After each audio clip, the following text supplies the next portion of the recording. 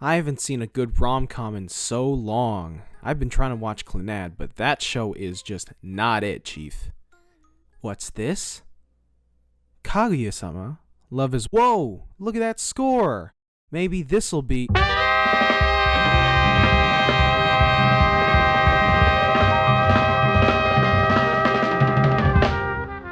Okay, everybody, buckle up your seatbelts, because boy, do I have stuff to say about this show! Okay, coming off the heels of trying to watch Clannad for like the third time and just getting bored with it because Jesus, it takes forever for anything to happen in that show, Kaguya is finally scratching my itch for rom-com anime that's been festering for like a year now. So here's the thing about Clannad. That show is so unbearably slowed because all of its characters are just high school students that have nothing to do but aimlessly wander around and solve whatever random supernatural or crybaby case that shows up at their leisure. As a person that values hard work in academics and extracurriculars, these characters are just unbearable lumps of flavorless porridge with those abnormally large early 2000s key studio eyes. Enter the leads of Kaguya-Sama Love is War. These two are the president and vice president of an extremely prestigious private prep school. The president is the top scorer on the national practice exams, having worked his way up to the top of the social ladder of his school purely based on his cold, cutthroat pursuit of academic perfection, despite coming from less means than the vast majority of his classmates. The vice president closely tails the president in scores and hails from one of the most important families of all of Japan. She is a devilishly quick thinker and versed in all manner of skill, from basic electrical engineering mastery to functional fluency in French. Together, they make an unstoppable pair as the leader of the school housing the brightest minds in their nation, and they are furiously in love with each other. The show puts no stop into making them seem good for each other. Their adjacent spots on the social hierarchy of their school first put them in positions of competition against each other. However, after constantly trying to one-up each other, they come to develop a respect for the other. Once they realize their feelings for each other, they enter a psychological game of cat and mouse in which they try to use mind games to get the other to confess. Not only does this reinforce their character traits of cleverness and intelligence, this provides an engaging plot structure to keep us viewers entertained week to week. As long as this show is able to continue executing on 3 innovative and unique ways to pit the wits of the star-crossed lovers against each other each week, and does not devolve into romance anime cliches as soon as the author runs out of ideas of mind games, this show should be a hoot and a half to watch.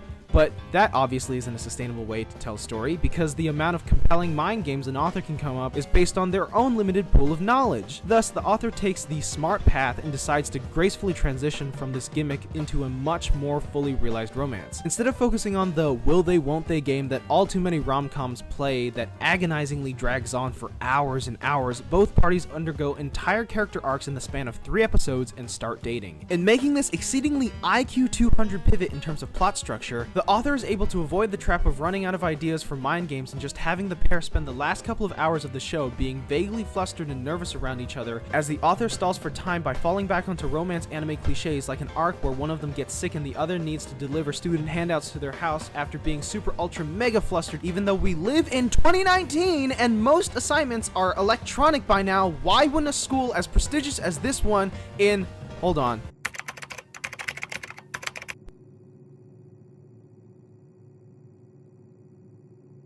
2015 not have some kind of computer program for its students? It's almost like that trope was invented before newfangled contraptions like laptop computers were introduced into high schools and has failed to evolve with times ever since. But that's okay, because this show obviously doesn't fall for any of that nonsense. In fact, this completely subverts the cliche of walking home under the same umbrella by having both parties of the couple forget their umbrellas, forcing them to stay inside of their high school, which inadvertently leads to a scene where their emotions get the better of them and they end up sharing their first kiss. This show took a scene that always has been emblematic of the "ooh, I'm so awkward around you because I like you but I can't tell you because I'm too shy to do so" mentality of anime romances and turns it into a pivotal milestone and a relationship between two characters that are already dating. Furthermore, after the main pair of the show finish undergoing several major arcs and revelations, the show has the guts to step back from them and to introduce new characters that actually have an impact on the central relationship between the two lovers, but not in a way that's obnoxiously overbearing and that turns the show into a harem comedy. It's nuts. You guys ever have that moment when you're on like episode 3 of a show and you've already grown so attached to the main characters when you suddenly notice like 80% of the people in the OP still haven't shown up, and suddenly they start showing up, you're like, oh my god, I just want to watch the main couple, shut up, you guys are all irrelevant? Well, with this show, that feeling lasted like 5 seconds because the new character was given a distinctive vocal performance, and the show wasted no time explaining this character's deal by immediately showing off what kind of chemistry she would have with the rest of the cast. And don't even get me started on this show's production production, this show was directed by a visionary director that has worked on one of my favorite shows of all time. Not only is the shot composition and direction of the show bold and confident, the studio animating it is able to really bring it to life by properly managing their still frame placement, making sure to keep everyone on model to the extent needed, and not clustering all of the best animation of the show into an ED that only plays once at the end of a completely random episode for some godforsaken reason. Obviously, it doesn't do that. In terms of character design, for ordinary high schoolers, the character designer was still able to create a diverse cast of well-balanced characters with tons of personality, with a vast array of outfits for each one of them to boot, combined with an exceedingly memorable soundtrack that definitely does not sound like every anime high school rom-com soundtrack ever, and all-around stellar vocal performances. Watching this show is like watching your scissors glide through a sheet of wrapping paper.